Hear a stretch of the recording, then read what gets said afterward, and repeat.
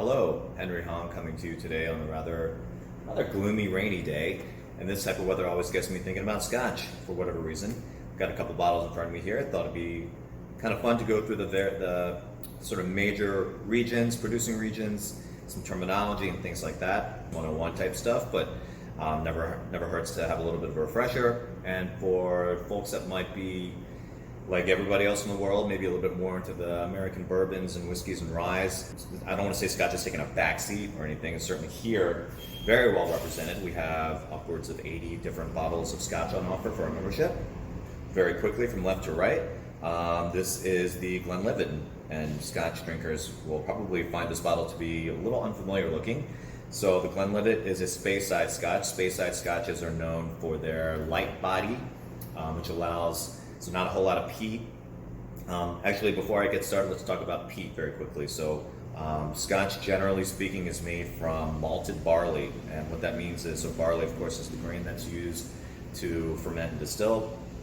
Malted simply means that it's are watered to such that they start to sprout. So the sprouting process, the malting process, what that does is the seed then starts converting the starches that are in the seed, in the grain, and converts them to sugar. And sugar is what fuels plant growth.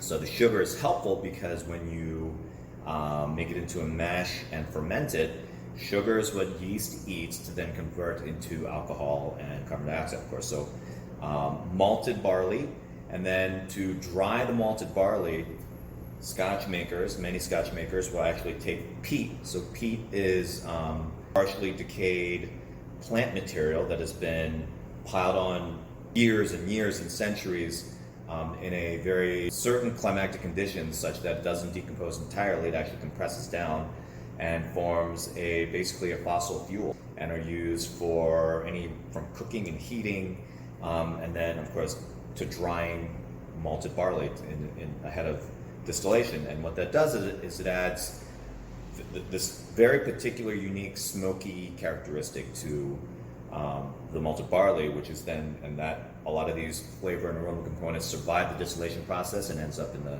final whiskey. So in a Speyside Scotch, typically the Glenlivet is a great example of it because it's very light in color, very little peat, not a whole lot of oak from barrel aging, and then you can pick up on sort of these vegetal, almost fruity, nutty notes. And if you, next time, Glenlivet is one of those forgotten Scotches. I highly recommend you, next time you're at a bar and the urge hits you, order a Glenlivet, get it in a larger glass, swirl it around just like you would a taste of wine, and you'll just pick up this beautiful, subtle and clean aromas. But this particular Glenlivet is sort of taking on the style of another Speyside, very popular Speyside maker known as Macallan, of course. And Macallan's sort of shtick is their barrel aging, their barrel finishing.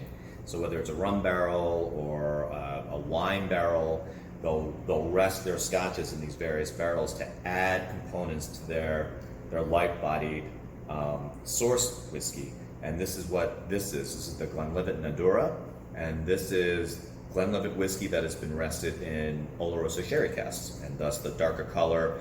And of course, then it adds other components to that light-bodied Scotch, such as if it's a sherry cask, we're probably talking about some oxidative, kind of cooked down, preserved fruit characteristics and things of that nature. So that's a Speyside Scotch. A couple of different styles within Speyside even. And then we move on to Highland Scotches. So in Highland, much larger region, and a lot of range also in style and characteristics. This is the Glenmorangie 18. When you're talking about Highland Scotches, though, you're moving now into more of your classic Scotch, what many consider a classic Scotch flavor components. And a big one, of course, is that peat. So you get a little bit of the smoke, and it's a very different smoke than you would find in a bourbon or something like that, where all of it is coming from the charred interior of the barrel. Again, that smoke is actually the mash, the grain is actually smoked with this peat before it's distilled. So it is actual added smoke And then also maybe some briny notes, just all around, generally speaking, a bolder Scotch with those flavors incorporated. This is the 18-year, so barrel aging, what that tends to do is really smooth things out, round out the flavors, meld them together. This is a really great dram of Scotch, Glenmorangie G18. And then we're sort of going backwards a little bit, if you will, into the lowland Scotches. So this is the Auchentoshan, also 18-year-old. Lowland Scotches tend to be very, very smooth and elegant,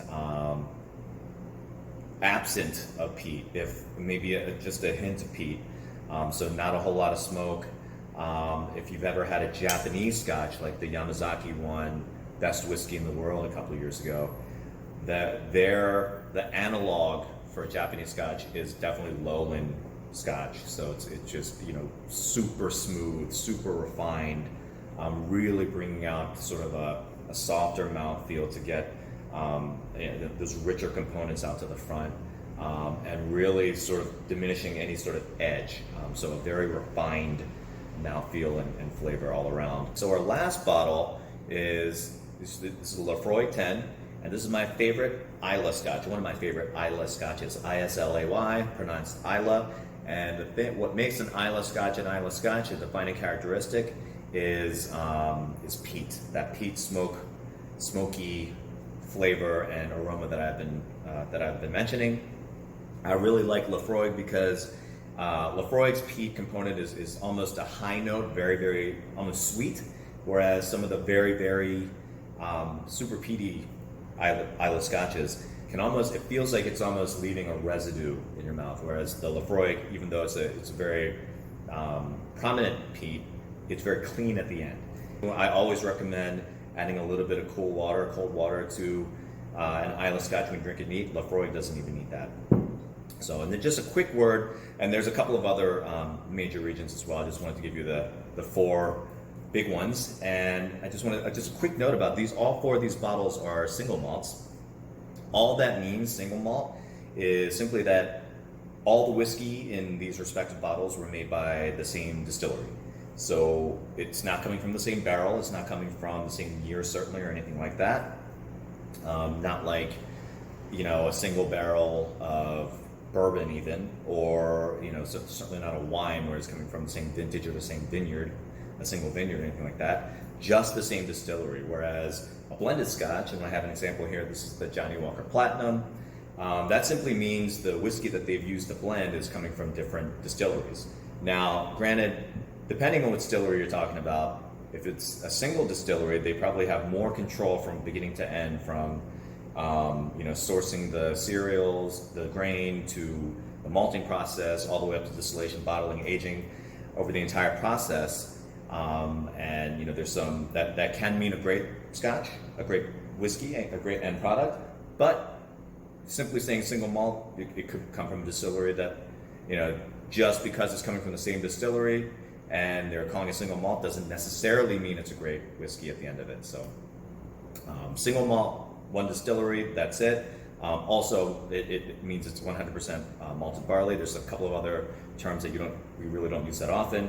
And then blended, different distilleries, doesn't necessarily mean, it's not necessarily an indication of quality or anything like that. So just a little bit of clarification.